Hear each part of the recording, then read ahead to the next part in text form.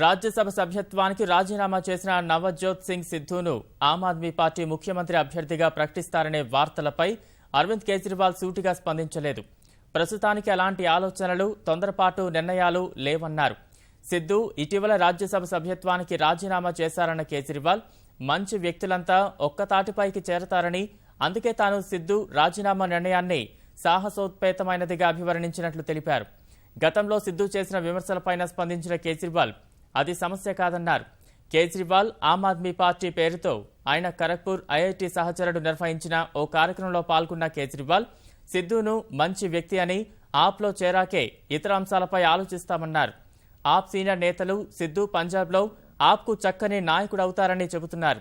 కాగా కేజ్రీవాల్ ఈ నెల 29న పంజాబ్లో పర్యటించనున్నారని, ఆ సందర్భంగానే సిద్ధు ఆప్లో చేరనున్నట్టు తెలుస్తోంది.